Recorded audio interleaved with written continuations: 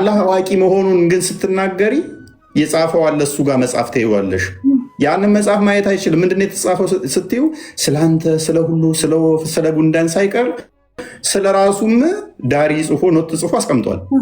ሰማይ ምድር ሁሉንም ነገር ሳይፈጠር እዛ ላይ ተጻፈ።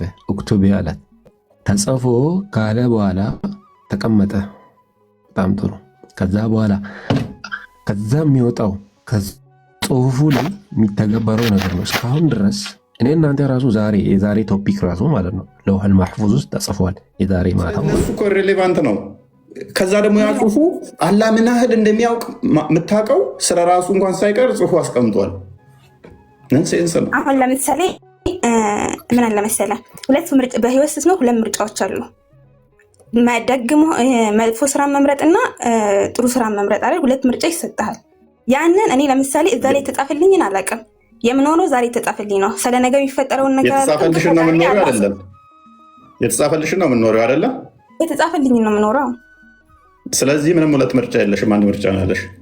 አይደለም ሁለት ምርጫ። ቻይነቱን አዋቂነቱን እንዴት አወክ ብለህ ስትጠይቀኝ ደግሞ እኔ ያለኝ ወይም ደግሞ አሁን ላይ የምኖረውን ነገር አውቆ ቀድሞ ስለጻፈ ነው እልሃለሁ።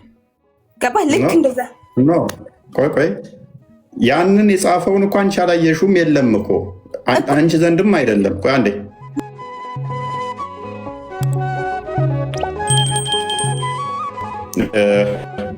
ለውህል ማሕፉዙ ከምንድን ነው የተሰራው? ከምንድን ነው የተሰራው? እዚህ ላይ ሌላ ግጭት ስላለ መቼ ነው የተሰራው ካልን፣ መቼ ነው የተፈጠረው ካልን ሌላ ግጭት ይመጣል። ቀደም እንዳልኳችሁ ፔኗ ራሱ ቀድማ ተፈጠረች ቢልም ተሷ በፊት ደግሞ ቅድሚያ የተፈጠረው አርሽ ነው የሚልም ስላለ ብዙ ግጭቶች አሉት። ይህንኛውን ለጊዜው በሌላ ቶፒክ ስለምንገባበት ግን ለውህል ማሕፉዙ ከምንድን ነው የተሰራው? ምክንያቱም ሰማይ ምድር ሳይፈጠር ነው ፔኗን ራይት ብሎ ጻፊ ያላት። ሰማይ ምድር ሳይፈጠር ከ50 ሺህ ዓመት በፊት ይላል። ሌላ ግጭት ሰማይና ምድር ከተፈጠረ በኋላ ነው ታይም የሚቆጠረው፣ ጊዜ የሚቆጠረው። ምክንያቱም አንድ ዓመት 2 ዓመት ተብሎ ለመቁጠር ነግቶ መምሸት አለበት። ነግቶ ይሄ ፀሐይ ውደትን እሱም መሰረት አድርገን ነው 1 ቀን 2 ቀን ብለን የምንቆጥረው። ስለዚህ ቀን ለመቁጠር ሰማይና ምድር መፈጠር አለባቸው። ፀሐይ መኖር አለባት፣ ፍጥረት መኖር አለበት። ሰማይና ምድር ሳይፈጠሩ ከዛ በፊት 50 ዓመት በፊት ይለናል። ስለዚህ ሰማይና ምድር ሳይፈጠርም ጊዜ ነበር ማለት ነው። ሰማይና ምድር ሳይፈጠር ደግሞ እንዴት ጊዜ ሊኖር ይችላል? በምን ተቆጥሮ? ምክንያቱም ቀንና ማታ በሌለበት ሁኔታ ውስጥ ማለት ነው። ሌላ ግጭት ይሆናል። ጥቅሙ አይ ቲንክ ራይም ለመመለስ ነው። ማይክ ያነሳሽ መሰለኝ። ምንድን ነበር ጥቅሙ? እንትን ለማለት ነው ነገራቶች በእስልምና ማለት ነው ሶሂህና ትክክል የሆነና ያልተረጋገጠ ሀዲስ የሚባል ነገር አለ። ያልተረጋገጠ ስልህ ኢጅማ ያላደረጉበት ያልተስማሙበት ዑለሞች ያልተስማሙበት ማለት ነው። አሁን የጠቀስከው ሀዲስ የተናገርከው ሀዲስ ከ50 ሺህ ዓመት በፊት ነው የሚለው ሀዲስ። እስኪ ሀዲሱን ጥቀስልኝና ቁጥሩ ምናምን ሌላው አንዴ። ኦኬ ቅድሚያ ያንኛውን እስኪ አንዴ ክፈተው፣ የቀድሞውን ሀዲሱን ክፈተው። ፍጥረት ከመፈጠሩ በፊት ማለት ምን ማለት ነው?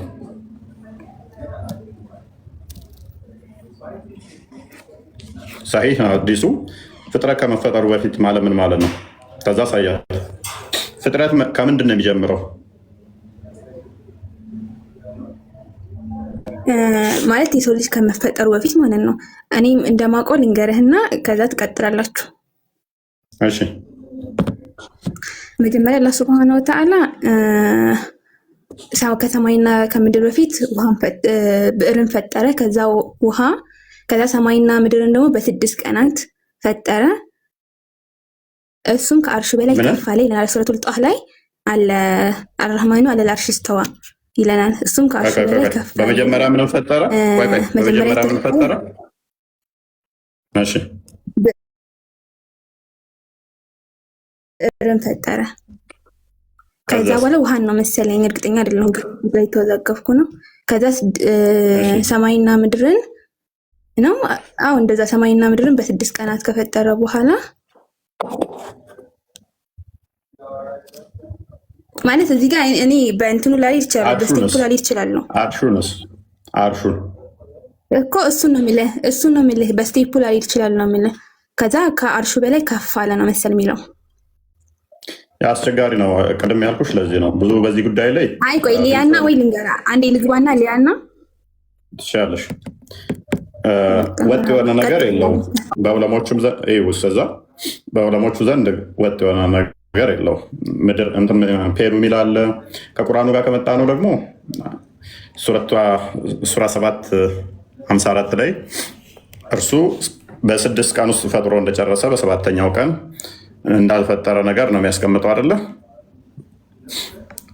ይሄ ደግሞ ፍጥረት እስከሆኑ ድረስ ፔንም ሆነ እነኚህ አይመጣውም ማለት ነው ከሱ ጋር። ኤኒዌይስ ፍጥረት ከመፈጠሩ በፊት ከተባለ ራሱ እነኚህ ፍጥረት አይደሉም ወይ? ፔኖች ራሱ ፍጥረት አይደለም ወይ? ፍጥረት ከመፈጠሩ በፊት እንዴት ሊባል ይችላል? ራሱ ፍጥረት ሆኖ ሳለ አስቸጋሪ ከሆነ ፍጥረት ከመፈጠሩ በፊት ተብሎ ፍጥረት ሊነገር ስለማይችል ማለት ነው። ለዋል መፍዙ ፍጥረት ሆኖ፣ ፔኑ ፍጥረት ሆኖ፣ አርሹ ፍጡር ሆኖ፣ ውሃው ፍጡር ሆኖ ፍጥረት ከመፈጠሩ በፊት ተብሎ እንዴት ይነገራል? እነኚህ ፍጡር አይደሉም ወይ? ፔኑ፣ አርሹ እነኚህ ፍጡር አይደሉም ወይ? እነኚህንም ታሳቢ ማድረግ ያስፈልጋል ማለት ነው። ኤኒዌይስ ፉአድ እንኳን ደህና መጣ።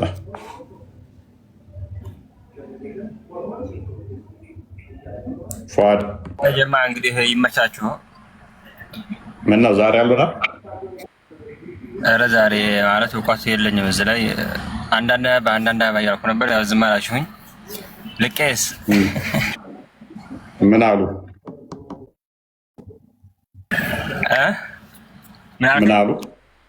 ምን አሉ? ዝም አሉ?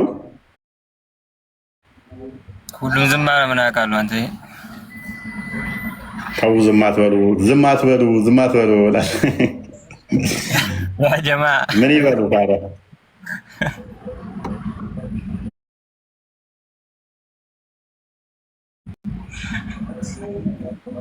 አይ ዝም አይሉም።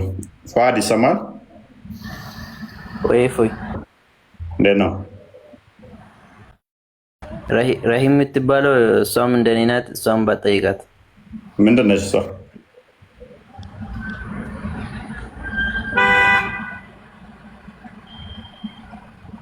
ማለት አይ እሷም ምንም አታውቅም ብዬ እኮ ነው። እኔም እንደሷ ነኝ። ከአንተ መልስ ስፈልግ ጭራሽ አጠይቋት። እሺ አይ ቅጣ ግን የሚያውቁትን ብትጠይቅ። እነዚህ አሁን ምንም አያውቁ። አቡዘከር ነው የሚለው ከስር ያለው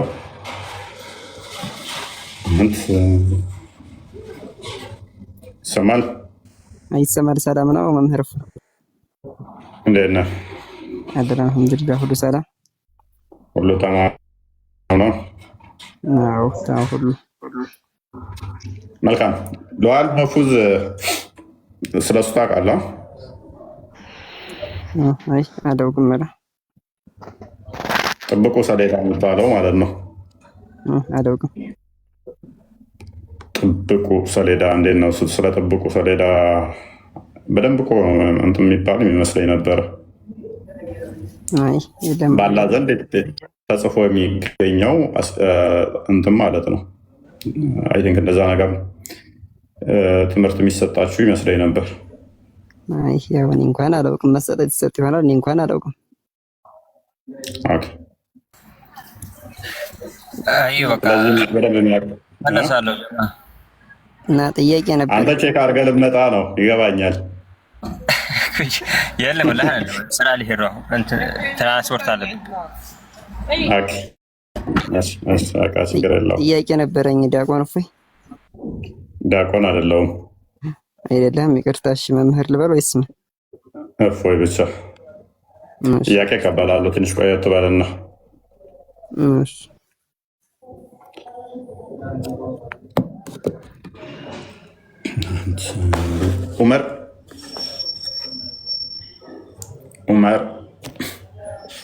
ዑመር ተመለስ።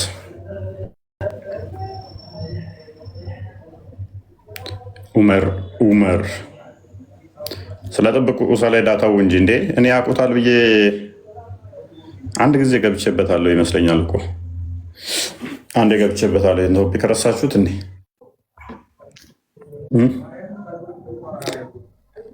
አንዴ ገብቼበታለሁኝ። ተው አትርሱ። ኦኬ ቃል አለ የት እንደሚገኝ አንዴ ክፈትልና ሀዲሱን ሳሂህ ቡኻሪ 7404 ላይ ዋና ጥያቄያችን ይህንኛው ነው። እንደውም የዛሬ ቶፒካችን ጥያቄው የሚጀምረው እዚህኛው ላይ ነው።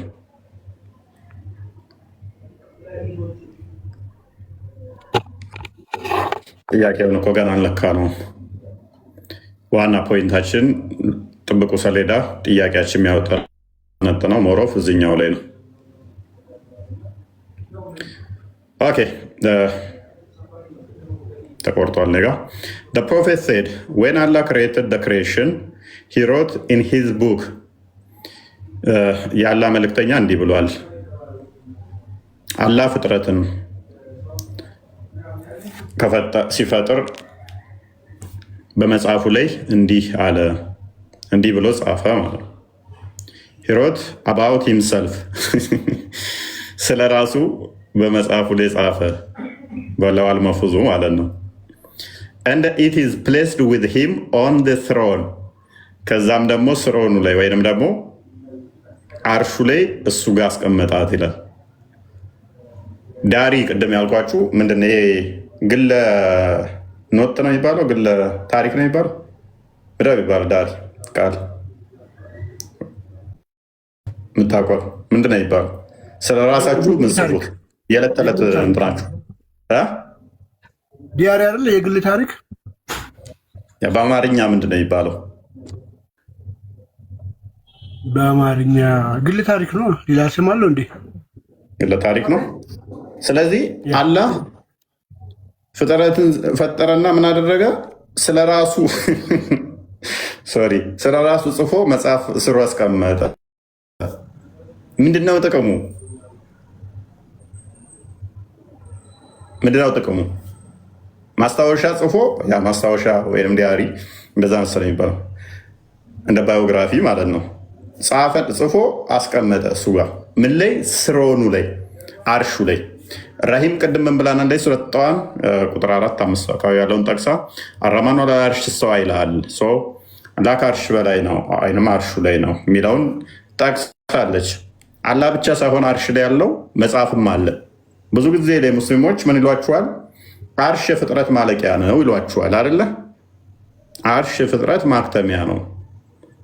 አርሽ በጣም ግዙፍ ነው፣ ፍጥረት የሚያልቀው አርሽ ላይ ነው ይላሉ።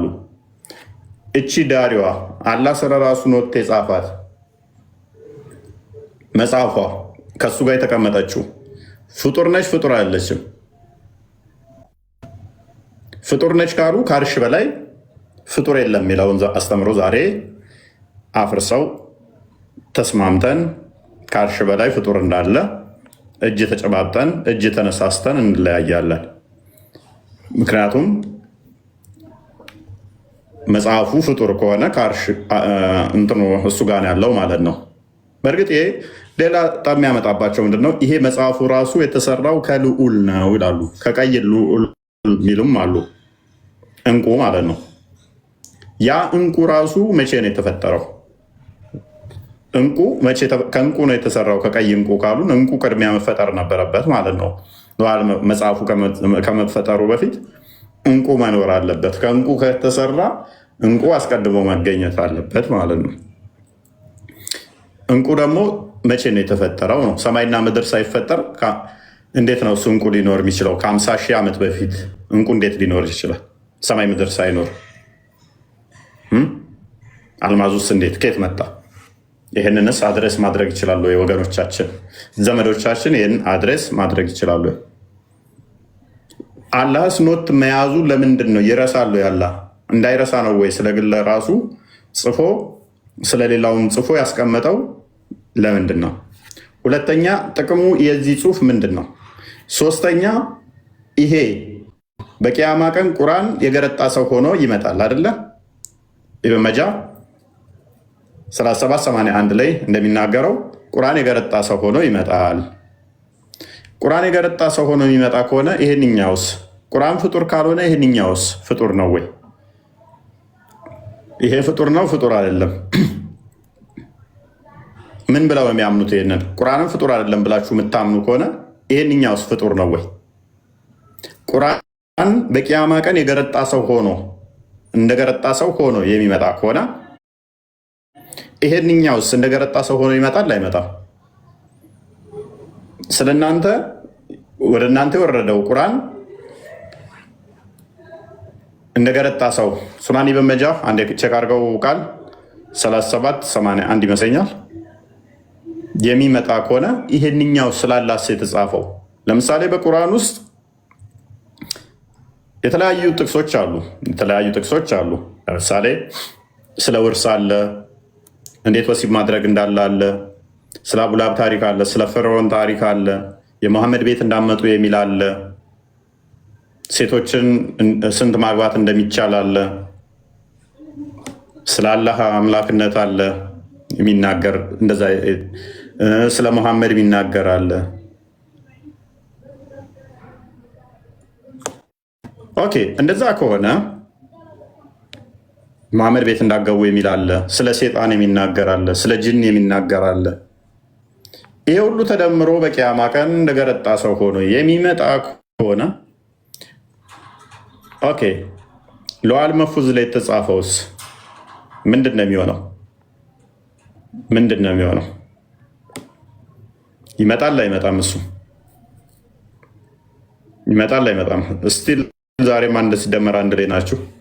ናግባና እስቲ ነው የፊት በለው እሱን አምላክህን በቁጥር ፈልገህ ልታገኝ የምሞክር ብቸኛ ሙስሊም ና እስቲ የነፈሰበት ድመራ ቁጥር ላይ ነህ። ቃል ቱርክ ያዘርጉት 3781 3781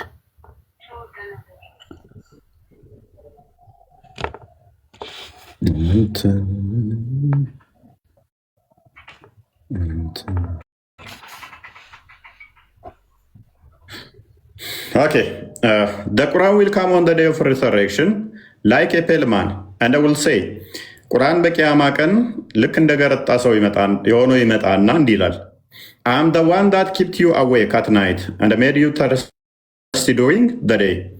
ቀን እንድትጠማ ያደረግኩህ ማታም ያነቃውህ እኔ ነኝ ይላል። ቁርአን በቂያማ ቀን ይመጣና ኦኬ በቁርአን ውስጥ ምንድን ያለው? ቅድም እንዳልኳችሁ እርግማን አለ፣ ስድብ አለ፣ ሴቶችን ወሲብ ማድረግ እንዴት እንደሚቻል፣ ሴቶቻችሁ ለእናንተ እርሻ ናቸውና እንዴት ማረስ እንዳለባችሁ፣ ስንት ማግባት እንዳለባችሁ፣ መሐመድ ቤት ሳትጠሩ እንዳመጡ፣ እንደዚህ አይነቶቹ ፍጡር አይደለም ተብሎ የሚታመነው ቁርአን በመሐመድ ላይ ወረደ ተብሎ የሚታመነው ቁርአን ሳባዎቹ ጻፉት። ከዛም እንደዛ እያለ የሚታመነው ቁርአን ፍጡር አይደለም ከተባለ በቂያማ ቀን የገረጣ ሰው መስሎ የሚመጣ ከሆነ አላህ ራሱ የጻፈውስ አላህ ራሱ ጽፎ እሱ ዘንድ ከትቦ ያስቀመጠው ኖትስ ዲያሪውስ በቂያማ ቀን ይመጣል አይመጣም? የማይመጣ ከሆነ አላህ ጽፎ ማስቀመጡ ጥቅሙ ምንድን ነው? ምንድን ነው የሚጠቅማችሁ ለእናንተ?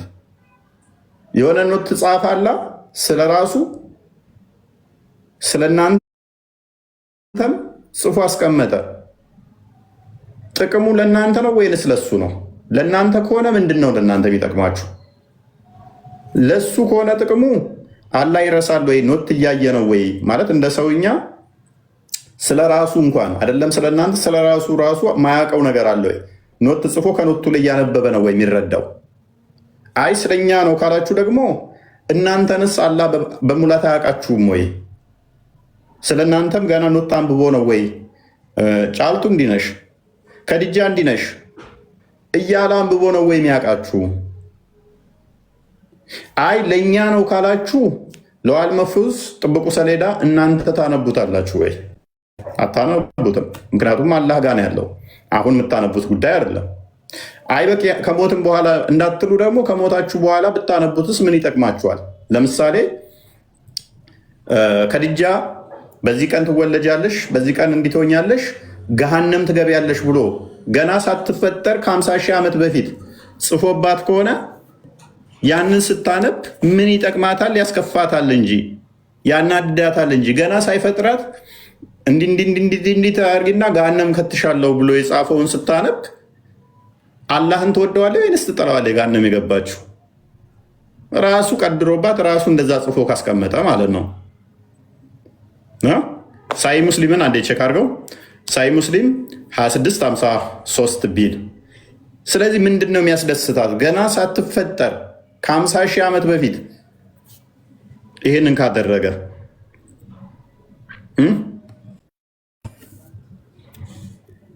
ይህንን መዝኖ ካስቀመጠ ምንድን ነው ለእሷ ጥቅሙ? ምንድን ነው የሚያስደስታት?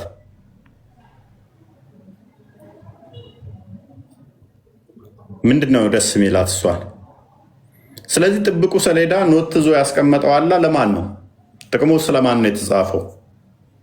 ስለኛ ወይንስ ስለ አላህ? ስለማንኛው? 2653 ቢ 2653 ቢ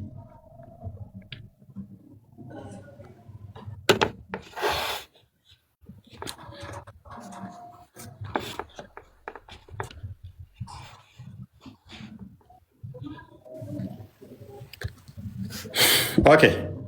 I heard Allah's messenger as saying, Allah ordained the measures of quality of creation 50,000 years before He created heavens and the earth, as His throne was upon the water. ያለ መልእክተኛ እንዲህ ሲል ሰምቻለሁ። አላህ ሰማይ ምድርን ከመፍጠሩ በፊት ከ50 ሺህ ዓመት በፊት ሜጀር አደረገ፣ ለካ። መቼ? ከ50 ሺህ ዓመት በፊት። ሀዲሱ የሚገኘው ምንድነው? ሳሂህ ሙስሊም ላይ። ስሮን ወይንም ደግሞ ዙፋኑ ምን ላይ ነበር ይላል? ውሃ ላይ ነበረ። ውሃ ላይ ነበረ። ስለዚህ ውሃው አስቀድሞ የተፈጠረ ነበር ማለት ነው። አርሹ አስቀድሞ የተፈጠረ ነበር ማለት ነው። 50 ሺህ ራሱ እንዴት ነው የተለካው? ሌላ ጉዳይ ይሆናል ማለት ነው። ባክ ቱ አወር ቶፒክ መለስ ስናደርገው አርሽ ላይ ያለው ጥብቁ ሰሌዳ ጥቅሙ ምንድን ነው? አኗር እንኳን ደህና መጣ።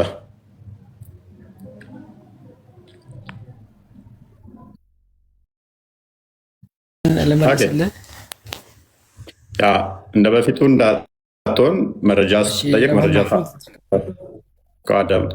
መረጃ ከጠየቁ መረጃ ታመጣለህ። ዝም ብለህ እንደ ቀደሞቹ መረጃ ስትጠየቅ መረጃ ትከፍታለህ። አንተ ችግር ምንድነው? አታዳምጠንም። አወራና ጥለህ ትወጣለህ። ኦኬ። ለውሃል መሕፉዝ ማለት ምን ማለት ነው? እሱም ብቻ ዲፋይን አድርገውና ቀጥል። ለውሃል መሕፉዝ ማለት ጥብቁ ሰሌዳ ማለት ነው። ቀጥታ ትርጉሙ ካየ ነው አላህ ሱብሓነሁ ወተዓላ በዛ ውስጥ ሁሉንም ነገር የሚፈጠረውን ነገር ሁሉ የጻፈበት ነው። ለምን ጻፈው የሚለውን ካያን ደግሞ አላህ ሱብሓነሁ ወተዓላ ለሱ ሁሉም ነገር ቀላል መሆኑን እና አንድ ነገር ከመፈጠሩ በፊት ከመሆኑ በፊት እንደሚያውቅ የሚያሳይበት ወይም ደግሞ እውቀቱን የሚያሳይበት ነው። አላህ ሱብሓነሁ ወተዓላ ጽፌ አስቀመጥኩም ብሎም የነገረንም የእሱን እውቀት እንድንረዳ ነው። ለምሳሌ ያ ነገር ከመፈጠሩ በፊት ያውቃል የሚለውን እንድናቅ ማለት ነው። የአላህ ሱብሓነሁ ወተዓላ እውቀት አይገደብም። አላህ ያለፈውን ያውቃል፣ አሁን ያለውን ያውቃል፣ የሚመጣውን ያውቃል። ያልሆነውን ኖሮ ነገር ወይ ያልተፈጠረውን ነገር ቢፈጠር ኖሮ ምን እንደሚሆንም ያውቃል። ያልሆነው ነገር ለምሳሌ እኔ የሆነ አሜሪካዊ ብሆን ምን አይነት ሰው እንደምሆን ያውቃል። እውቀቱ የተገደበ ያልሆነ ሊያሳይ ነው። መልካም። ስለዚህ ጽፎ ያስቀመጠው እንደሚያውቅ ለእናንተ ሊያሳይ ነው። እውቀቱ የሚገደብ እንዳልሆነ ሊገልጽበት ነው፣ ወይም ደግሞ ክብሩን እውቀቱን ሊገልጽበት ነው። ስለዚህ በእንደዚህ አይነት ሁኔታ ነው አላህ እውቀቱ የሚገልጸው ማለት ነው። ማለት ልትረዳኝ አልፈለግም መሰለኝ። በእንደዚህ አይነት ሁኔታም ጽፎ በማሳየትም ይገልጻል። አሁን በእንደዚህ አይነት ሁኔታ ብቻ አይደለም የሚገልጸው፣ በብዙ አይነት ሁኔታ ነው የሚገልጸው። ለምሳሌ አላህ ምን ይላል መሰለክ? ለምሳሌ አላህ ፕሊዝ ራስን ወጥመድ ውስጥ እየከተትክ ነው። ተረጋጋና መልካም። ስለዚህ እውቀቱን ሊገልጥ ነው ብለህናል፣ እናመሰግናለን። ይሄ እውቀቱን መግለጫ እኮ እነዛ ክሪቲካል ቲንከር ከሆንን ለምሳሌ ስለ አንተ ጽፏል አይደለ? አዎ ጽፏል። ስለ አንተ የጻፈው አንተ ገና ሳትፈጠር አስቀድሞ ነው አይደለ የጻፈው? ሰማይ ምድርንም ሳይፈጠር ጽፎ አስቀምጦታል። አዎ በእውቀቱ ቀድሞ ስለሚያውቅ ችግር የለውም። ያንን እውቀቱ መቀየር ስለማትችል ቀድር ነው የሚሆንብህ። ያንን ጽፎ ያስቀመጠውን ማወቁን ለመግለጽ ነው አልክ። አንተ አይተኸዋል እንዴ እንደጻፈ? እኔ እኮ አላውቅም። አሁን እኮ ለዛ ነው እኔ አለማወቄ ማለት ነው። እንደጻፈ አለማወቄ አለ ነገርኛ እኮ ጽፌ ያለው አለ እንጂ።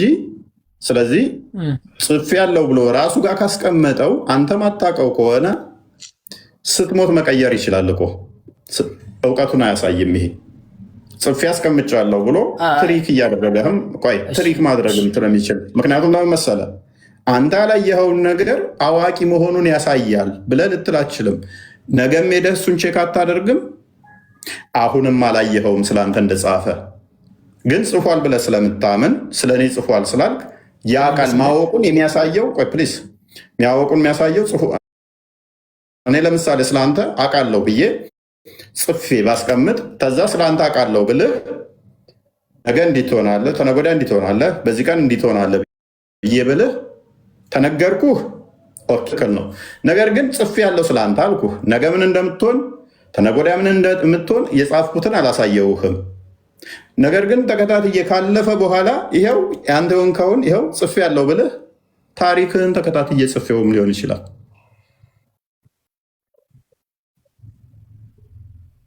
አለው እኛ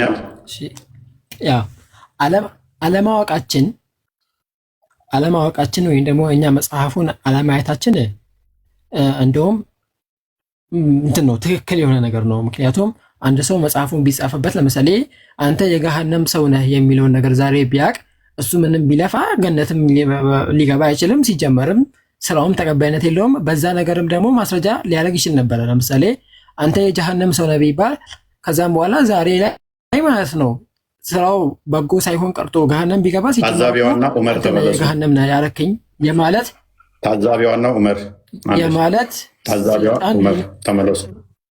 ለሚፊሽ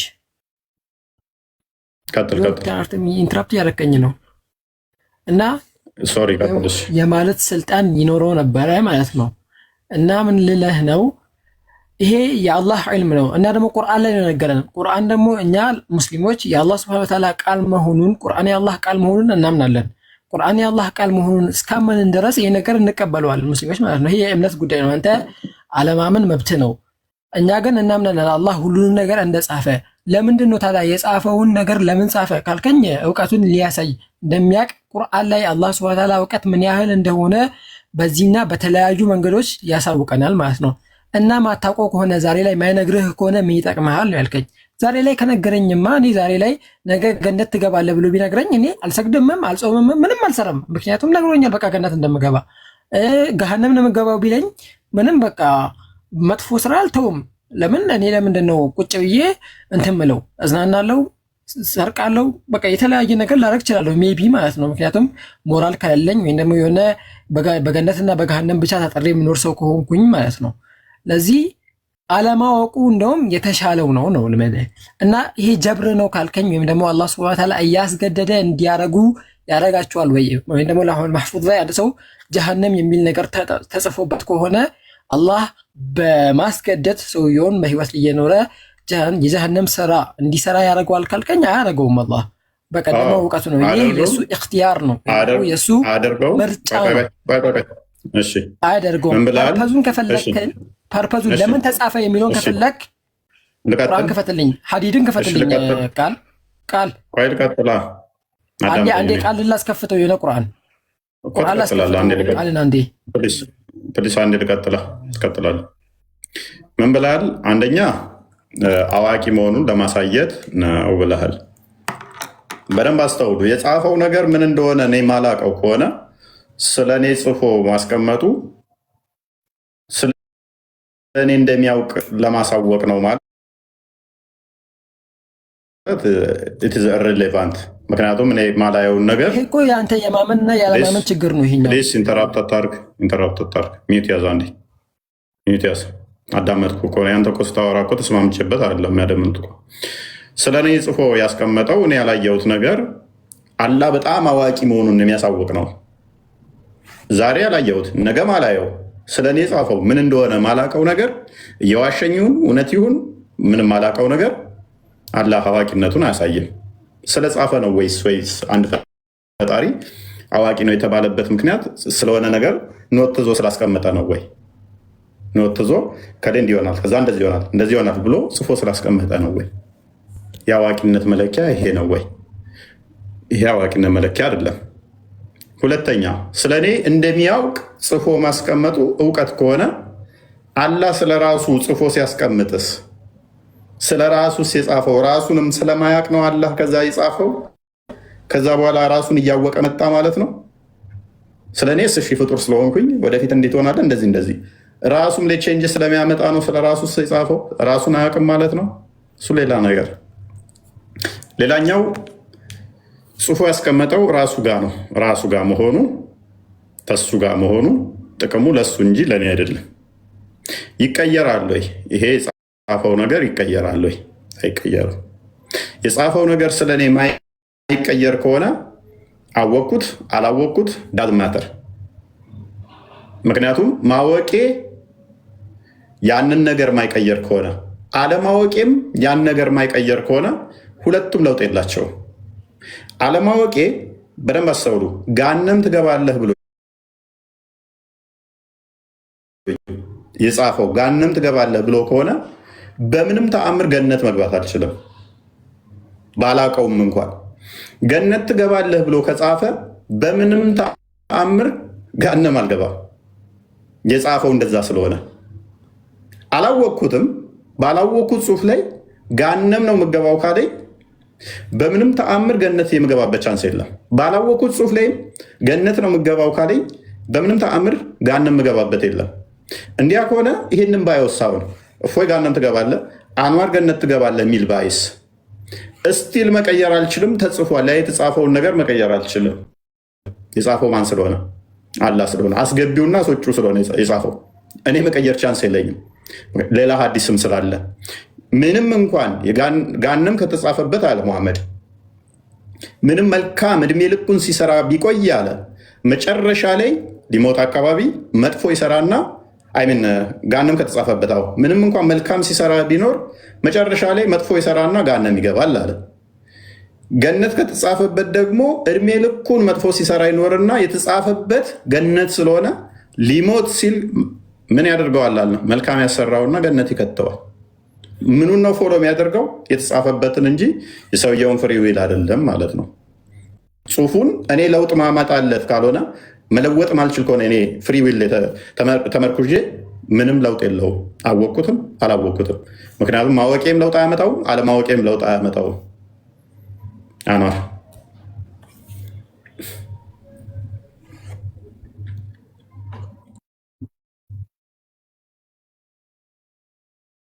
ይለኛል። እኔ ካሜራ ስልክ ስላደረስኩኝ ቁርአን ክፈትለት ጥቅሱ ነገር። እሺ እና አንደኛ ፐርፐዙ ምንድን ነው የጻፈበት ብለኛል። ፐርፐዙን እንደዚሁ እሺ ሱራ ሐዲድ ክፈትልኝ። ሱረቱል ሐዲድ 22ን ክፈትልኝ። ሱረቱል ሐዲድ ስንተኛው አያ ሱራ ነበረ? እሺ ተርቲቡን ላይ ያለ ተርቲቡን አላወቅኩም። እሺ ተርቲቡን ላይ ያለ በቁጥር ቢስሚላህ ቁጥር ላይ ያለ እሺ ያ እያነበብኩኝ ከመሄድ ብዬ ነው። እሺ ቆይ ላይ ያለ እሺ ተላጣህ ለማጠለው ቦታው ላይ እንጂ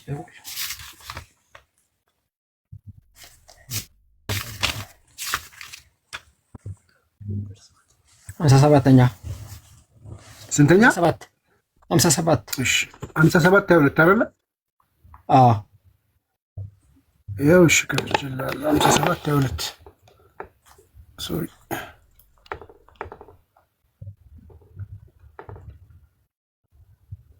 ያው ይታያል። ምን ይላል አላህ ሲናገር ማ አሳበ ሚን ሙሲበቲን ምንም አይነት መጥፎ ነገር ጉዳት አይከሰትም ወይም ደግሞ አትጎዱም፣ ጉዳት አይመጣም ፊል አርዲ በምድር ላይ ወላ ፊ አንፉሲኩም ወይም ደግሞ በነፍሳችሁ ላይ በእናንተ ነፍሶች ላይ ምንም አይነት ጉዳት አይመጣም። ኢላ ፊ ኪታቢን ሚን ቀብል አን ነብረአሃ እኛ በሆነ መጽሐፍ ውስጥ በለውሐል ማህፉዝ ላይ መጀመሪያ ጽፈነው ቢሆን እንጂ የሚፈጠረው ነገር ሁሉ እኛ የጻፍነው በቀደመ እውቀታችን ያወቅነው ነገር ነው አለ። ከዛን አላህ ምን አለ? ይህ የእውቀቱ ማሳያ ወይም ደግሞ የችሎታው ማሳያ መሆኑን ሲገልጽልን ኢነ ዛሊከ ቀድሞ ማወቅ፣ ይህን ማድረግ፣ ይህን ጽፎ ማስቀመጥ አለላሂ በአላህ ላይ የሲሩን የገራ ነው ወይም ደግሞ ቀላል ነው ገር ነው አለ። ቀጥሎ ሁለተኛውን ደግሞ ለምንድን ነው ታዲያ የጻፈው ምንድን ነው ምክንያቱ የሚለውን ደግሞ እኛ ምን ይላል? ሊከይ ላ ተእሰው ዐላ ማ ፋተኩም ባመለጣችሁ ነገር ላይ ጸጸት እንዳታበዙ ነው፣ እንዳትጸጸቱ ወይም ደግሞ ጸጸት አብዝታችሁ ምነው እንደዚህ ባረኩት እንደዚህ ሳላረግ እንደዚህ በማድረጌ ብላችሁ እንዳትጸጸቱ ነው።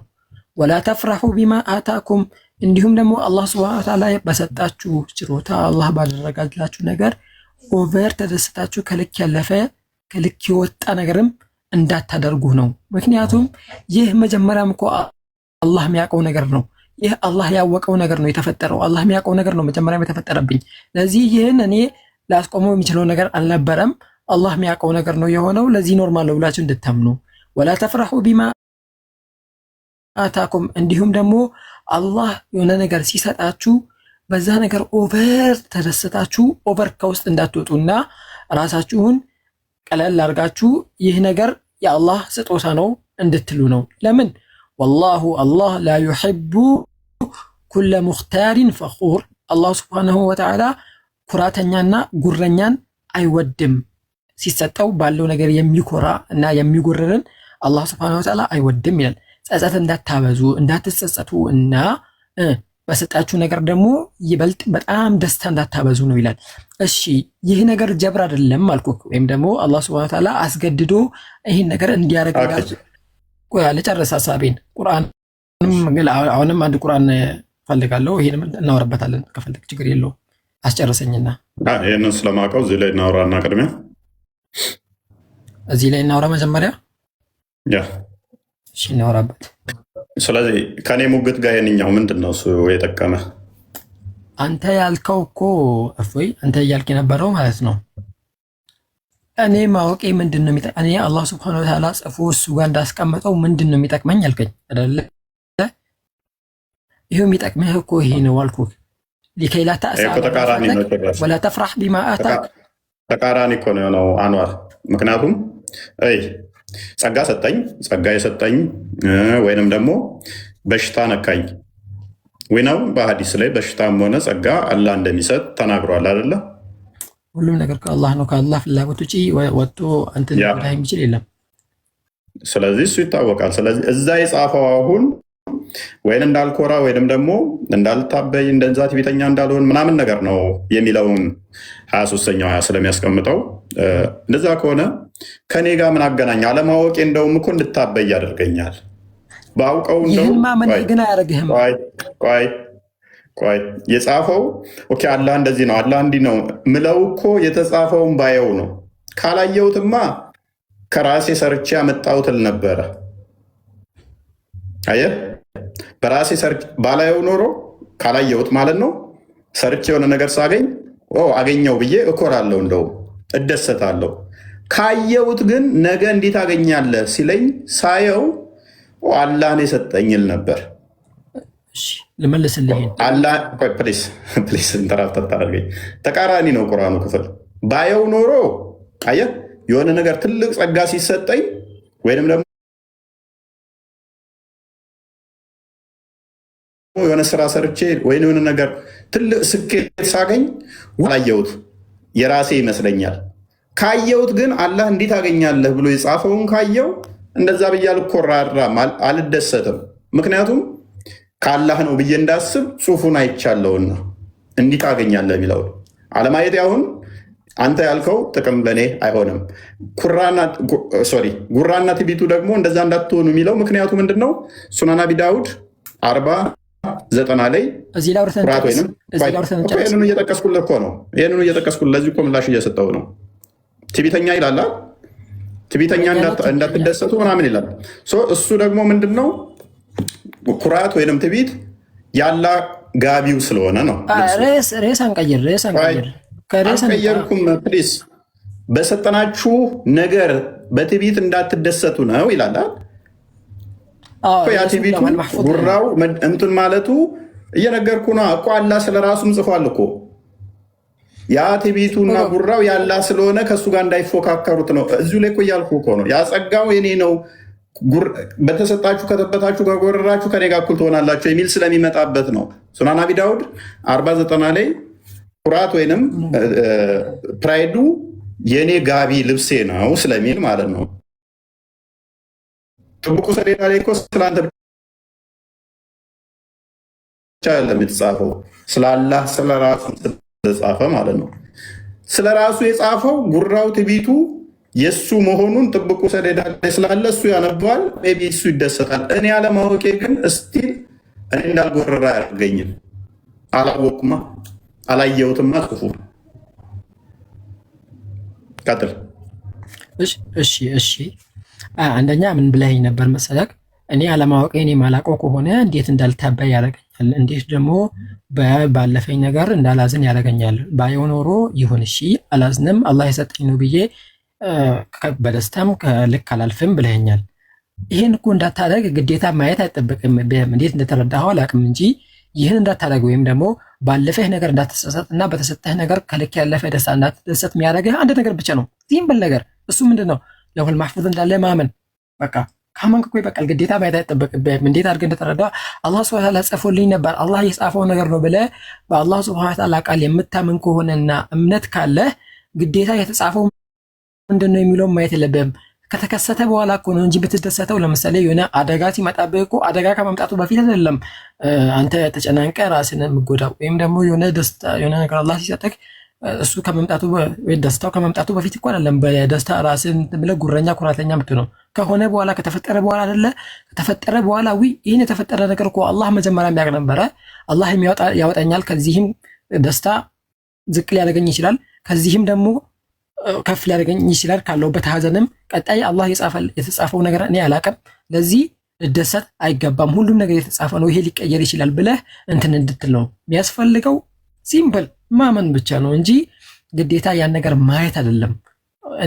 ሳይ ብቻ ነው ፈርሐ ማላረገው፣ ሳይ ብቻ ነው ያእስ ማላረገው፣ ተስፋ ማልቆርጠው። ታሰው ማለት ተስፋ መቁረጥ ማለት ነው። እና እንደዛ ማላረገው የሚል ምንም የሚረባ አርጊመንት አይደለም። እየደጋገምከው ነው። አንተም ደጋግመህ ስለነሳኸው ብዬ ነው። ሀሳብ ደጋግመህ ስለነሳኸው ማየትን ከምን ጋር አሁን እምነትን ከምን ጋር ቀየጥከው? ለዋል መፉዙን ከአላህ ጋር አብረህ ደባልቀህ እያወራ ነው። አላህ ሁሉንም መጽሐፉን ማመን እያልኩህ ነው። ሁለት አርጉመንቶችን አንድነት አድርገህ እያወራ ስለሆነ አስቸጋሪ ነው። በዛ ከሆነ መጻፍ አይጠበቅበትም። እኔ የሚሆነው ነገር ሁሉ በፈጣሪ ነው የሚሆነው። መልካምም መጥፎም ይመጣል። እንደዚህ ብዬ ለማመን ሳገኝ የሆነ ነገር ሰርች ስኬታማ ሲሆን ፈጣሪ የፈቀደው ተሳካልኝ ማለቴ ነሰሰርሊ ኖት ዞ ፈጣሪ ማስቀመጥ አይጠበቅበትም። እዛ ኖት ላይ የተቀመጠ ነው ብዬ ማመን አይጠበቅብኝም። ኖቱ ለዚህ ጥቅም ነው ስላልክ ነው። ኖቱ ለእኔ ይሄ ከኔ ጋር ከእንትኑ ጋር ምንም ያገናኘው የለም። ጥቅሙ ለማን ነው የሚሆነው? ላላህ ነው። እኔ ማላየው፣ እኔ ማልሰራበት፣ እኔ ማልመራበት ኖት ስለሆነ ማለት ነው። ኖቱ ማን ጋር ስለተቀመጠ? አላህ ጋር ስለሆነ የተቀመጠው። ስለ ራሱ ምን ብሎ እንደጻፈ ብጠይቀት አታውቀውም።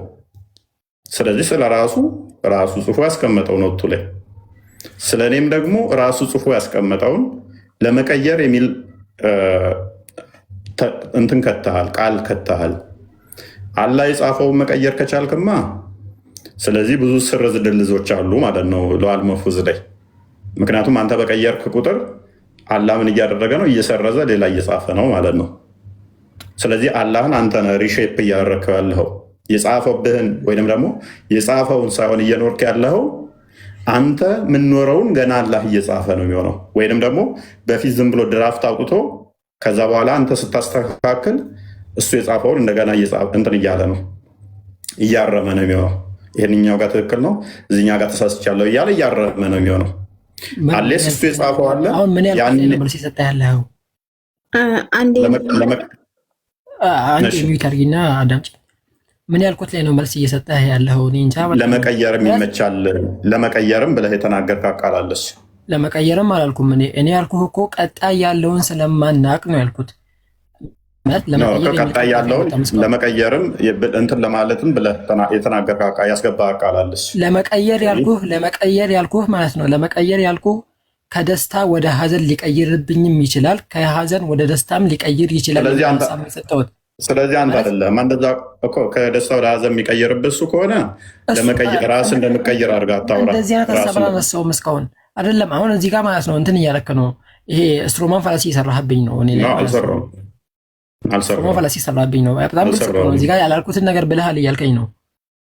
አልሰራሁም። አንተ ራስህ እኮ ስታብራራው ያልከውን ነው። በመጀመሪያ ያልከውን እንደዚህ ሊቀየር ይችላል የሚል ስላስቀመጥክ ነው። አለማወቃችን አለማየታችን እንደዚህ ይጠቅመናል። አኗር ሚተርክ እንደዚህ ይጠቅመናል ብለህ አብራርተሃል። ከዛ አንጻር አሁን ሁለት ጥቅም ነገር ያለው አይደለ? አንደኛ አላህ ሱብሓነሁ ወተዓላ እውቀቱን የሚያሳይበት ነው። ኢነ ዛሊከ ዐለላህ የሲር፣ አላህ ላይ ሁሉም ነገር ቀላል መሆኑን ማወቅ ብቻ ሳይሆን ጽፎ እውቀቱን እኮ ነው ያላየውም እኮ አንዋር ፕሊዝ አንተ እኮ እውቀቱን እያሳየ ነው እያልከን ነው። ቆይ የጻፈው ስለ እኔ ምን እንደጻፈ አላቅም። ዛሬ አላነበብኩትም፣ ነገም አላነበውም፣ በቂያማ ቀንም ሄጄ አላነበውም። በቂያማ ቀን እንኳን ቢያስነብበኝ እንደ አዲስ ጽፎት ላለመሆኑ ምንም ማስረጃ አይኖርም። ስለዚህ የእሱን አዋቂ መሆኑን እዛ ፔፐር ላይ ጽፎ ራሱ ዘንድ ያስቀመጠው ለእኔ ምን ኢሬሌቫንት ነው እያልኩ ነው። ለምሳሌ እኔ ስለአንተ አውቃለሁኝ፣ ጽፌያለሁኝ፣ ነገ ምን እንደምትሰራ ተነገ ወዲያ ምን እንደምትሆን እስከምትሞትባት ቀን ድረስ ጽፌያለሁ ብዬ የሆነ መጽሐፍ አሳየሁህ። ሎጂኩን ላሳያ ጽፌ ይኸው በዚህ መጽሐፍ ላይ ተጽፈሃል ብዬ አስቀመጥኩኝ። ይኸው እዚች ኖት ላይ ስለአንተ ዳሪ ጽፌ አስቀምጫለሁ። ምን እንደምትሆን የት እንደምትሆን ምናምን ሁሉን ነገር አውቃለሁ አልኩህ። ይሄንን ኖት አላየኸውም፣ አላነበብከውም። የሆነ ነገር ስትሰራም የጻፍኩት ውስጥ አለ እልሃለሁ። የሆነ ነገር ስታደርግም ስታገኝም ስታጣም ስትከፋም ስትደሰትም ተጽፏል ብለህ እንድታምን አደረግኩ። ግን አላነበብከውም፣ አላየኸውም። ከዛ አይ ይሄንን ያደረገው እፎይ ምን ያህል አዋቂ መሆኑን ማሳያ ነው የተጻፈው። ማይሆን አርጉመንት ላይ ደስ የሚለው ምን መሰለህ? ደስ የሚለው አንተ አይደለም ፈጣሪ እያወራ ያለው ስለ አላህ ነው። አንተ ከራስህ ጋር በራስህ ነው ወስደህ የሰጠህ ያለው ሲጀምር የማይገናኝ ላላ የሰጠው መስፈርት እኮ ነው። ላላ የሰጠው መስፈርት አላቋረኩም። ላላ የሰጠው መስፈርት በጽሁፍ ላይ ጥገኛ አደረግከው። እዚህ ጋር በጽሁፍ ላይ ጥገኛ ነው አላልኩህም። ማለት እስካሁን ድረስ እኔ እንጃ በጣም የታገስኩኝ ነው። ስትሮማን እየሰራህብኝ ነው፣ ብዙ ፋላሲዎች እየሰራህብኝ ነው። ወንድማችን ስለምን ፋላሲ ነው የምታወራው? እውቀቱን እንደመግለጽ ነው ብለህ ተናግረሃል። አልተነጋገርክም ብያለሁ። ኦኬ፣ እውቀቱን ለመግለጽ ደግሞ ምንድነው ያስፈልጋል? እውቀቱን ለመግለጽ ጽሁፉ ያስፈልጋል ብለሃል አላልክም? ጽሁፉን መጽሐፍ ጽፎ ሊያስቀምጥ እንደሚችል ሊገልጽ ነው። ይሄን ደግሞ ማየት አይጠበቅብንም። ይሄን ለመረዳት ቆይ ስትሮማን ፋላሲ ብለህ ደጋግመህ ስላልክ እናጥራው። ስትሮማን የሰራህብኝ እናጥራው። እሺ እናጥራው፣ እንደገና ሪሀርስ እናድርገው። ጽሁፉን የጻፈው ዱዓል መፉዝ ላይ አላህ ምን ያህል እንደሚያውቅ ሊያሳየን ነው ብለህ ተናግረሃል።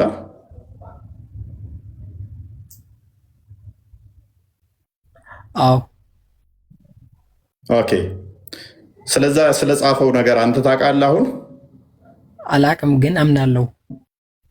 ስለዚህ ማመን ከሆነ ጽሁፉ ምን ይጠቅመሃል? አላህ እንዲሁ ያውቃል ብለህ አታምንም እንዴ? ጽሁፉ ምን ላይ ለምን ትገኘ? በጣም አምናለሁ። ጽፎ እንዳስቀመጠ ማመኑ ራሱ አንድ ሌላ ነገር ነው። ኦኬ፣ ጽሁፉን ግን አንተ አላየኸውም፣ ወደፊትም አታየውም አይደለ? ላየውም አያስፈልግም። ሲጀመር ባየውም ደግሞ እኔ የምጎዳው ነው እንጂ የምጠቀመው ነገር የለም። ሲጀመር ይህ እንደውም የሰውን ምርጫ መከልከል ነው ማሳየቱ ማለት ነው። ማሳየቱ ባታየው ነፃ ምርጫ ይኖርሃል? አዎ ነፃ ምርጫ አለኝ።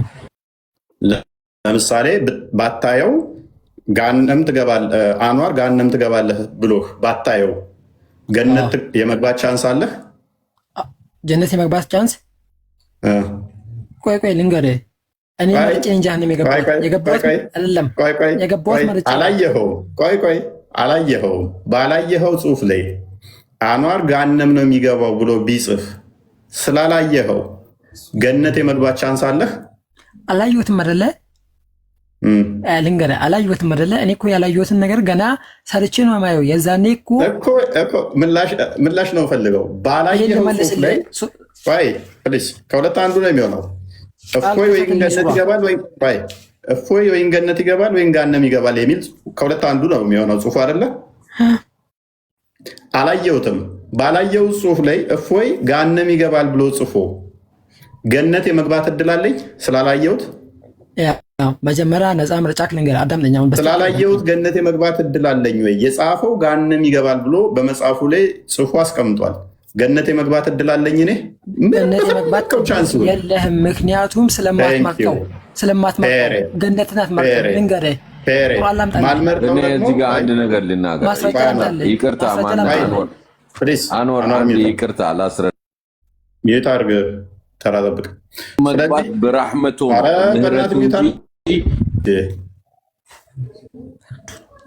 ከስሩ። ስለዚህ የመቀየር ነፃ ምርጫ ከሌለኝ፣ ያ የተጻፈውን የመለወጥ ነፃ ምርጫ ከሌለኝ አየሁት አላየሁት ለውጥ የለውም የምልህ ለዚህ ነው። ቀጥል። ቆይ እሺ፣ አሁን እንትና ቃል ከቻለ የሆነ ቁርአን እንዲከፍትልኝ ፈልጋለሁ። ሱረቱን ላይ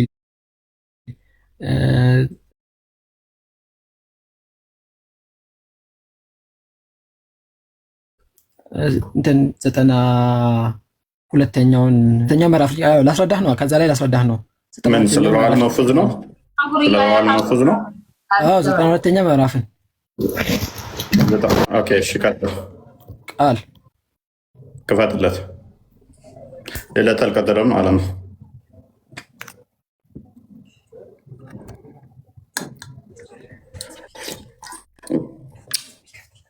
ቢኒስ ከዛ ሰላም በለ። እሺ ሰላም ብያለሁ። 92 አልከኝ።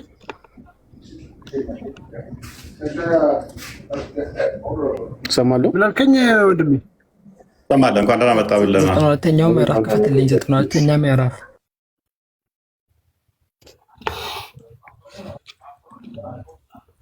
ቁጥር 92 ስንት? 92 እሺ፣ አምስተኛውን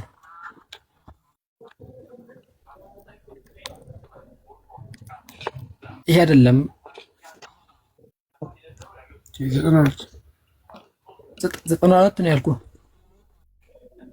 አዎ 92 ነው ያልከኝ? አዎ እሱን። እሺ ምን ያለ አላህ ሱብሓነሁ ወተዓላ ቁርአን ላይ ሲናገር ፈአማ መን አዕጣ ወተቃ፣ ፈአማ መን አዕጣ የሰጠ ሰው መጽዋዕትን የሚሰጥ ሰው፣ ወተቃ እንዲሁም ደግሞ ጌታውን የሚፈራ ሰው፣ መጽዋዕትን ደሆች የሚያበላ ነዳያንን የሚያበላና ጌታውን የሚፈራ ሰው። ቀጥል ከፍ አድርገው። ወሰደቀ ቢልሑስና በመልካሚቱ እምነት ወይም ደግሞ በእስልምና ያመነ ወይም ደግሞ ያን ነገር የተቀበለ ያረጋገጠ ሰውን አለ አላህ። ቀጣይ ምን አለ? ፈሰኑየሲሩሁ ሊልዩስራ ለሀገሪቱ ስራ ወይም ደግሞ ለዛ ለገር ለሆነው ወይም ደግሞ ቀላል ለሆነው ስራ ለዩስራ ወይም ደግሞ ወደ ጀነት ለሚወስደው ስራ እናዘጋጀዋለን ወይም ደግሞ ያን ነገር እናቀልለታለን። ፈሰኑየሲሩሁ ማለት እናቀልለታለን፣ ሊልዩስራ ወደ ገር የሆነውን መንገድ ወይም ደግሞ የጀነትን መንገድ እናቀልለታለን ይላል።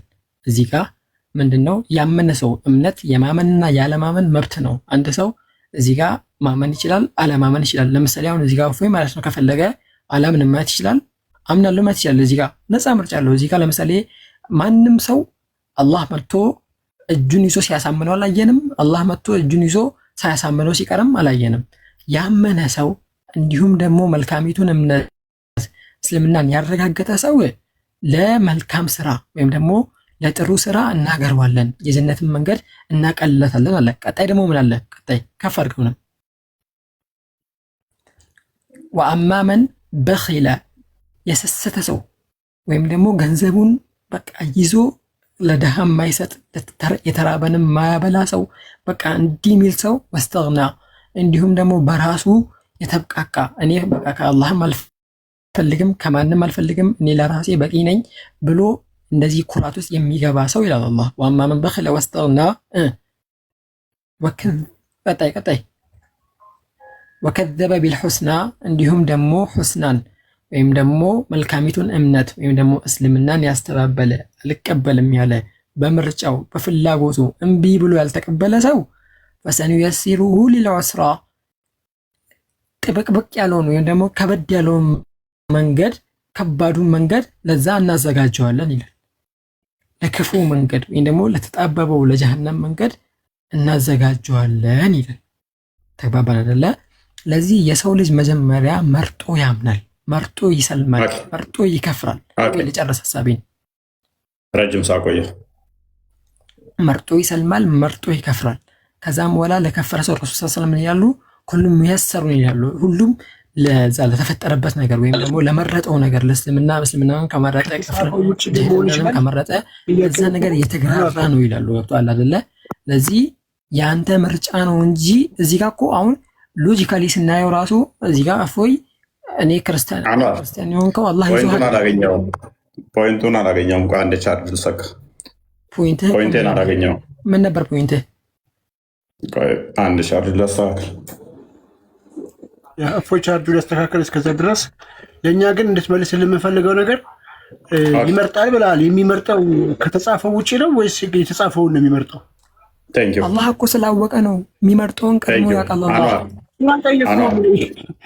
ፖይንታችንን አላገኘህም የምንለው ለዚህ ነው። ገነት ይገባል እንደዚህ ያደረገ ጥሩ የሰራ ሰብትራ ብትል ዳውት የለንም እኛ። እንደዛ የሚል ብታመጣ መጥፎ የሰራ ደግሞ ገሃነም ይገባል ምናምን ብትል አንከራከርህም። መጥፎ እንዲሰራም አላህ የጻፈበት ነው፣ ጥሩ እንዲሰራም አላህ የጻፈበት ነው። ሶሪ አንዴ ቆይቻል ሾካር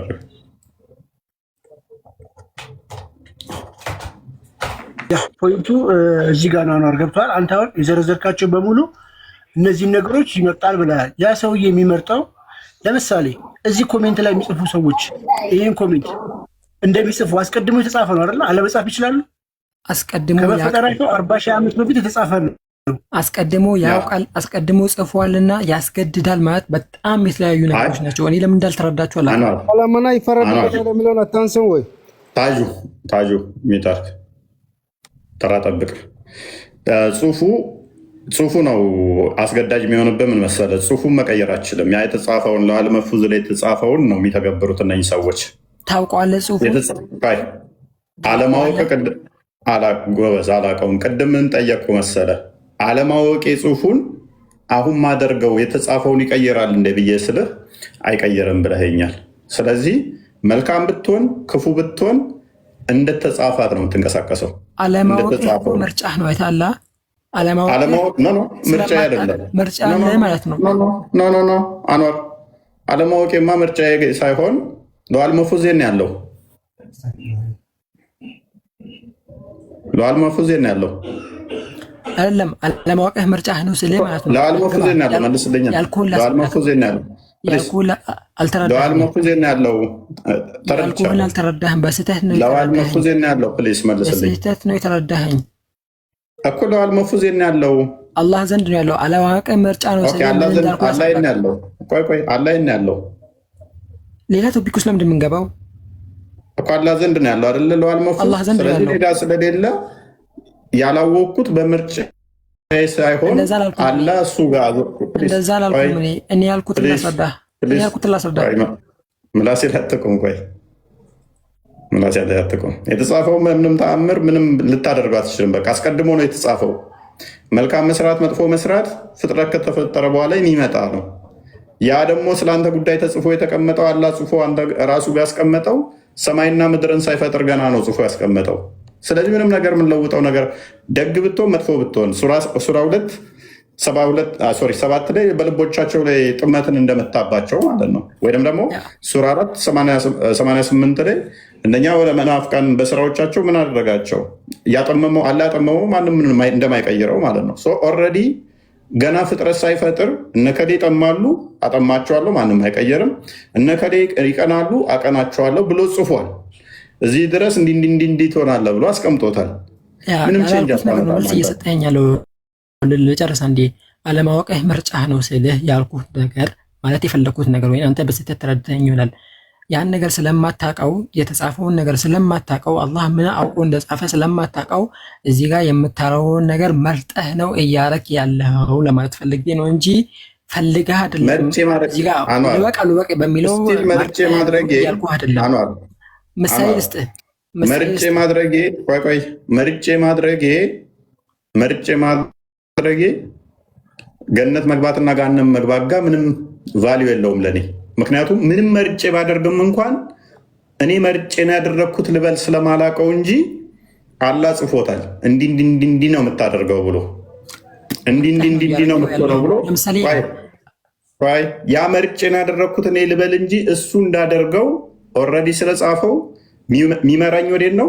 እሱ ወደ ጻፈው ነው የሚመራኝ።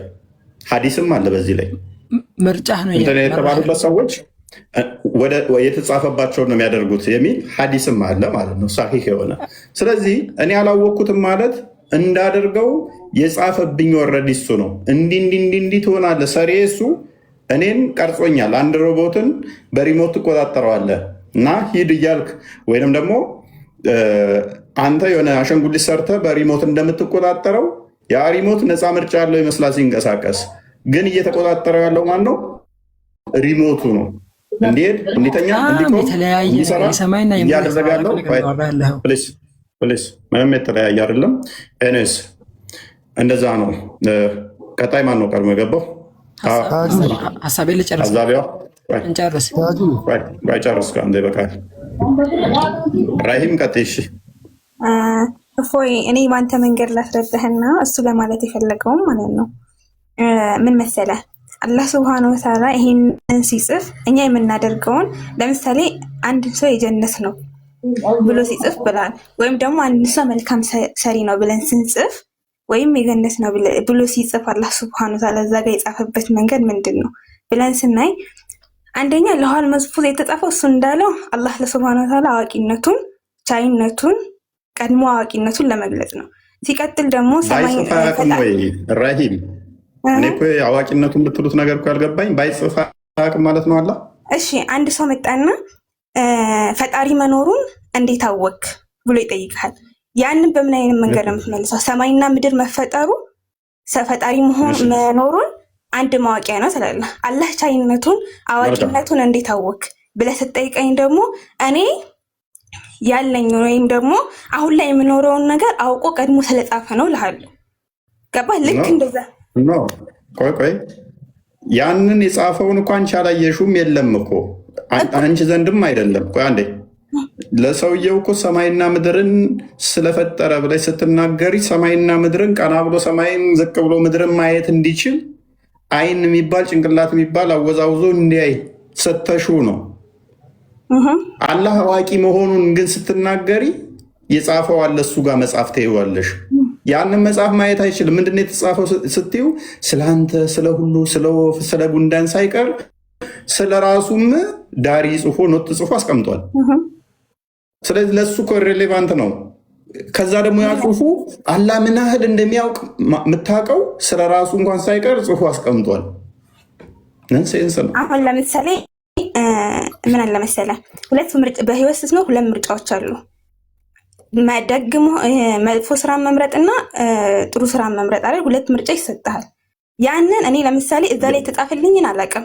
የምኖረው ዛሬ የተጻፈልኝ ነው። ስለ ነገ የሚፈጠረውን ነገር የተጻፈልሽን ነው የምኖረው አይደለም? የተጻፈልሽን ነው የምኖረው አይደለም? የተጻፈልኝን ነው የምኖረው። ስለዚህ ምንም ሁለት ምርጫ የለሽም፣ አንድ ምርጫ ነው ያለሽ። አይደለም ሁለት ምርጫ የተጻፈልኝ እንዳለ ሆኖ ማለት ነው። እኔ አላውቀውም። አዳምጠኝ በደንብ አላውቀውም። አይደለም እዛ ሳይሆን ስለ ቀዳና ቀደር ውስጥ እንዳታስገቡ። ቀዳና ቀደር ውስጥ ኢንዲቴል መግባት አልፈለኩም፣ ቶፒኬም ስላልሆነ ለጊዜው ዛሬ ወደዛ ውስጥ እነሱ እየቆጠጡኝ ነው ያሉት። የአንተን ሀሳብ እኮ አግኝቼዋለሁ። እነሱ ናቸው የከተቱኝ፣ ወደ ቀደር ውስጥ እየከተቱኝ ያሉት እነሱ ናቸው። እኔ ቶፒክ አልነበረም ለጊዜው። እሱ በጣም ሰፊ ስለሆነ የአንተን ሀሳብም አግኝቼዋለሁ። ምን እንደሆነ ታውቃለህ? ስለዚህ ፈጣሪ ለምንድን ነው የጻፈው?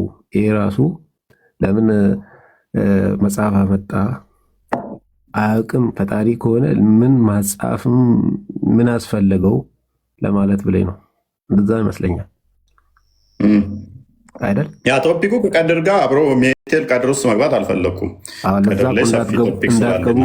ሌላ ቶፒክ እንዳይሆን ለዛ እኮ መሰጠው ፈጣሪ ለምን ለውሃል መህፉዝን ጻፈ? ለምን እንደዚህ ያደረገ ስትለኝ መልሱን ሰጠው። ምክንያቱም አላህ ስብሐነ ወተዓላ ለውሃል መህፉዝን የጻፈው መቻሉን ችሎታውንና ማወቁን ሊያሳየን ነው አልኩ።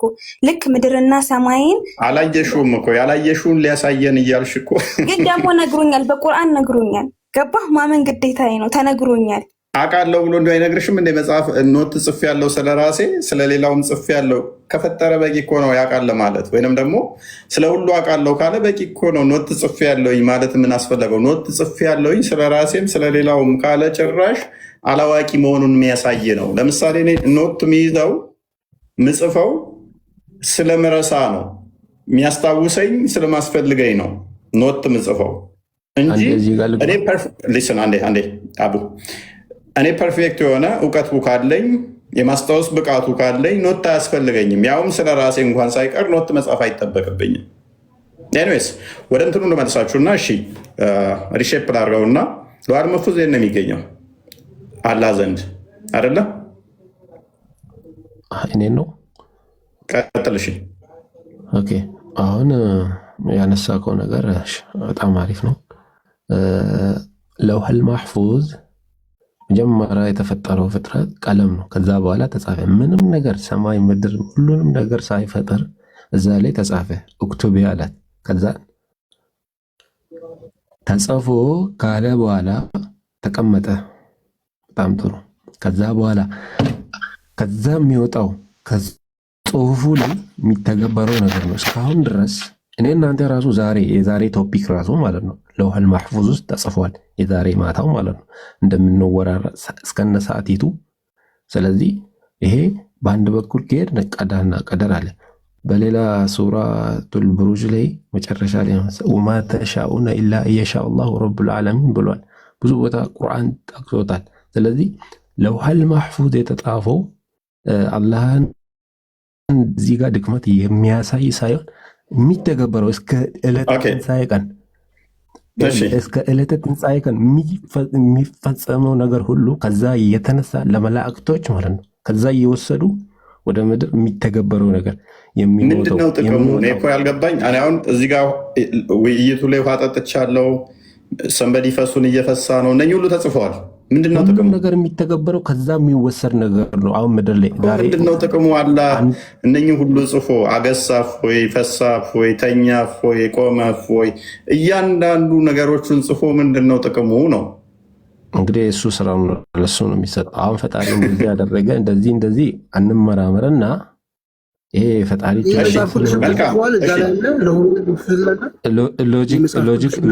ሎጂክ ውስጥ ከገባን ለፈጣሪ ሱብሃነላህ። አሁን ይሄ ምንም እኔን እንደ ማኒፑሌት አድርጎኛል እኮ እያልኩ ነው። ወደ ጽፎ እንደጻፈኝ ማስረጃ እንሂድ ነው። ምንድን ነው ይሄ ነገር? አላህ ሱብሃነሁ ወተዓላ ጽፎታል፣ ያውቀዋል፣ አዋቂ ነው።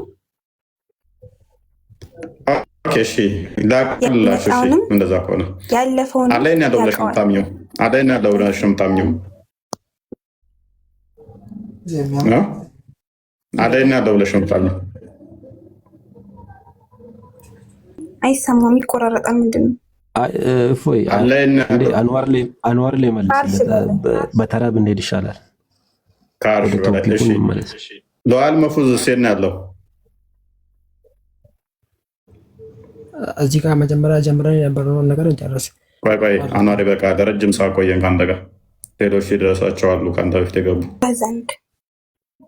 ስለዚህ ከአርሽ በላይ ፍጡር አለ ማለት ነው ወይንስ አርሽ የፍጡራት ማለቂያ ከሆነ ለዋል መፍዙዝ ፍጡር አይደለም?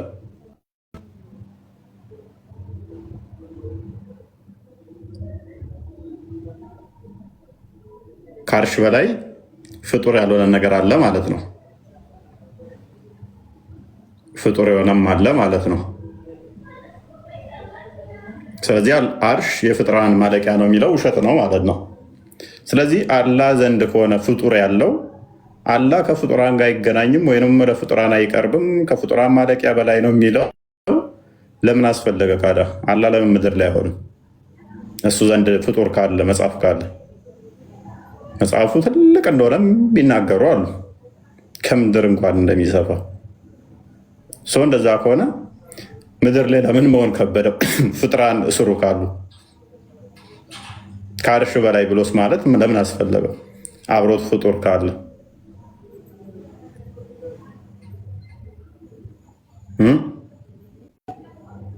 ታዛቢዋ ወይንም ሉሉ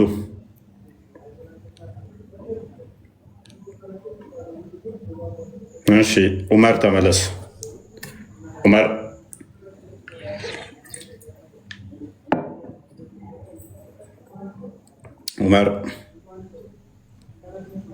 ተመለስ። ሸኛ ወይም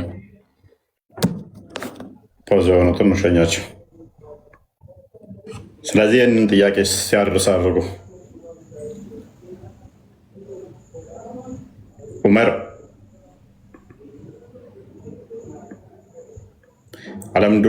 አለምዱ ነው የሚለው። ዑመር ሌላ ሰው ቀየ ወይ እሱ ሲመለስ እኔ ሳስወጣው አልሐምዱሊላሂ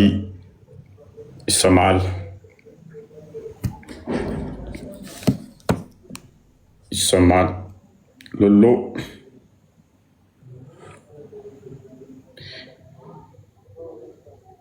ኢብኑ ተይሚያ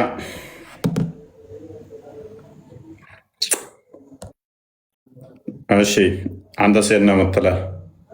አሁን ወደ ቶፒኩ እንመለስና አንዋር በጀመረው ላይ እዚኛው ቶፒክ ላይ ገባል ነው ለዋል መፍዙዝ ያለው ብለህ ነው የምታምነው? አላህ ዘንድ ነው። አላህ ያለው አላህ ከአርሽ በላይ ነው። ለዋል መሕፉዝን ደግሞ መላእክትም አላየሁትም። አንድ ፍጡር እሱ ነው የሚያውቀው እዛ ውስጥ ያለው ማለት ነው። ከሰውም አላየው፣ አንድም ፍጡር አላየው፣ አላህ ብቻ ነው ያየው። እሱ ጋር ነው በመስጠር የተቀመጠ ነገር ማለት ነው። ከዛ ትእዛዛቶች እኔ እንግዲህ ብዙ ሀዲሶች አሉ። ዋሂ ሲወርድ እንዴት ነው የሚፈጸመው? እዚህ ጋር ቶፒኩ ሰዓት ስለሌለኝ ነው እንጂ እናወራበት ነበር ስለ ዋሂ አወራረድ። እንዴት ነው መላእክቶቹ ከአላህ ትእዛዝ ሲሰጣቸው ወደ ምድር ሲወርዱ እንዴት እንደሚተከብሩ ሙሉ ሀዲስ አለ። እሱ ሌላ ቶፒክ ነው። እስቲ አንዋር ለዋል መፍዙዝ ራሱ የስራፌል ፊት ላይ ነው የሚልም ተፍሲር አለ ነው ብቻ እሱን ተወና አይደለም። የለም ሀዲስ ሳሂህ ብቻ በመጣው ነገር ላይ ነው እኛ የምንቀበለው እንጂ ኩራፋት የሚባሉ ነገሮች አሉ ብዙ የሚወራ ስለ ሰማይ አፈጣጠር ራሱ እንደዚህ ነው። ስለ አርሽ አሁን ለምሳሌ አንድ ነገር አለ። ምን መጠየቅ አንድ ነገር አለ። እኛ ምንለያየው የተነገረን ነገር ሱራ በቀራ 5 ላይ الذين يؤمنون بالغيب ስለተባለ እኛ በሩቁ ነው የምናምነው የተነገረን ነገር ለማናይ። አንተ አሁን ለምሳሌ እኔ ፈጣሪን አላየሁትም፣ መላእክቶችን አላየኋቸውም፣ አላህን ስላላየው ላላምን እችላለሁ። መፍትሄ ነው። አላህ በሌላ ሱራ ደግሞ እንዳለ ታውቃለህ? ወመን ሻአ ፈልዩእምን ፈለገ ሰው ይመን፣ ወመን ሻአ ፈልየክፉር የፈለገ ሰው እምቢ ይበል ይክፈር። እና አተድና እኛ አዘጋጅተናል ናራን እሳትን ይላል ቁርአኑ፣ እንደዛ ይሄዳል። ስለዚህ በሱራ በቀራ ቲንክ አላስታውስም። ሱራ ያውን ምን እንደሚል ታውቃለህ? እዛ ላይ ላኢክራሃ ፊዲን እስልምና ውስጥ ማስገደድ የሚባል ነገር የለም። ቀድ ተበየነ ሩሽድ ሚነል ገይ በቃ። ስለዚህ እነሱ በሴፍ ምዕራፍ ተቀይረዋል። አክቹዋሊ ከቶፒኩ ጋር ምንም የማያገናኝ ነገር አለም እያወራለሁ። በሴፍ ምዕራፍ ቅድም እዛ ጋር አንዋር ላይ ያልካትም ማለት ነው እሷ ለመለሰልኝ ብዬ ነው። ያለማመን መፍትሄ ነው። እኛ እንደዛ ነው ምናምን። እሱ በሴፍ ምዕራፍ ተቀይሯል። በሴፍ ምዕራፍ ተቀይሯል። ሴፍ ምዕራፍ የወረደው መጨረሻ ላይ እንደመሆኑ ሱረት ተውባ ማለት ነው። በሱ ተቀይሯል። ወደ 100 ምናምን አያቶች ሰላም በመካና በመዲና መጀመሪያ አካባቢ መዲና ላይ የወረዱት ቁርአን ክፍሎች በሴፍ የቁርአኑ ሱረት ተውባ መጨረሻ አካባቢ ስለወረደ በሱ ተቀይሯል። ተዋጋቸው በሚል ሃይማኖት ላላ ብቻ እስኪሆን ድረስ ተዋጓቸው፣ እውቀት እስከማይገኝ ሃይማኖት ላላ ብቻ እስኪሆን ድረስ ተጋደል ተብዬ ታዝዣለሁ በሚለው ሱራ 8 ሱራ 9 ላይ ከዛም ደግሞ ሱራ 9 ላይ አጋሪዎችን ባገኛችሁባቸው ስፍራ የሚለው ማለት ነው ገደሏቸው። እሱ የነበረው በጦርነቱ ማግስት ነው። እሱ ሌላ ትእዛዛት ነው እንጂ ራሱ አታስገድ አይደለም። ሃይማኖቱ ራሱ ሱራ 9:5 ብዙ አያቶችን ሻራቸው። ከዛ በኋላ ግን ሱራ 9:28 ላይ ስታይ አጋሪዎች እርኩሶች ብቻ ናቸው ወደ እንትን መስጊድ አይቅረቡ ሲል እኮ በዛ አካባቢ ካሉ ካለቁ በኋላ ነው። ከዛም እዛው ላይ ምን ይላል እንትን ቸገራቸዋል ሙስሊሞቹ። ምክንያቱም አጋሪዎቹ ነጋዴ ምናምን ስለነበሩ ገቢ ምንጫቸው ሲደርቅ ምንድነው የመጣው? ሱራ 9:29 መጣ። አይሁዶችና ክርስቲያኖችን ጂዚያ እንዲከፍሉ ከመግደል ይልቅ ከነሱ ሄደው አይሁዶችና ክርስቲያኖች መካ አልነበሩ፣ ክርስቲያኖቹ በዛ አካባቢ አልነበሩ። ግን ወደዛ ሄደው ወደ ሩቅ ወደ ሶሪያ፣ ወደ ኢራቅ፣ ወደ ኢራን፣ ወደ እንደዚህ አይነት ቦታ ክርስቲያኖች ወዳሉበት ወደ ሮም ሄደው ግብር እንዲያስገብሯቸው ጂዚያ እንትን እንዲሏቸው ትእዛዝ ሰጣቸው። ገቢያችንን ጠፋ እንትኖቹ ታለቁ በኋላ አጋሪዎቹ ሲል ማለት ነው። ስለዚህ እነኚህ ሁሉ ሽሯቸዋል። ወደ ቶፒካችን ወደ ቶፒኩ እንመለስና ስለዚህ ፕሪዘርቭድ ቴብሉ ወይም ደግሞ ጥብቁ ሰሌዳ አርሹ ላይ ከሆነ አርሹ ደግሞ የፍጡራን ማለቂያ ከሆነ አላህ ዘንድ ከሆነ ይሄ ጽሑፍ ያለው ማንም ፍጡር ካላየው ታርሽ በላይ ፍጡር አለ እያላችሁን አይደለም የሚል ነው። ይህንን ጥያቄ አድሬስ አድርገው እስኪ። ከአርሽ በላይ ፍጡር አለ ማለት ነው? ኖ እርሱ ዘንድ ነው ተባለ። እንዴት ነው? ከይፍየቱል መጅሁል ተብሏል። አልከይፍየት መጅሁል እንዴት ነው ማን ያለው? መቼም እንትና ማሌክ ነው እንትና እንደዛ ብሏል እንዳትለኝ። ስለ ጥብቁ ሰሌዳ ከፍያው ነው እኮ እዚህ ጋር ስለ ፈጣሪ ስለ ሰማይ ቤት ውስጥ ተመራምረን እዚህ ጋር በአይን ያየነው ነገር ለአንተ ለመንገር አላይን ያለው ለምታምነው አንተ አላይን ያለው። ስለዚህ ከአርሽ በላይ ነው። ጥብቁ ሰሌዳስ እሱ ዘንድ ነው ሞት። ስለዚህ ከአርሽ በላይ ማለት ነው። እሱ ዘንድ ነው። እንዴት ነው? የት ነው? ከላይ ነው? ከታች? ከአርሽ በላይ ማለት ነው። ከጎን ነው? አይደለማ። እሱ ዘንድ ተባለ። በቃ አርሽ ላይ ነው። አርሽ ስር ነው። ስለዚህ አላህ ዘንድ ፍጡር አለ ማለት ነው። ከአላህ ጋር ነው። እሱ ዘንድ ተባለ። እሱ ዘንድ ማለት እና እሱ ዘንድ ምንድን ነው?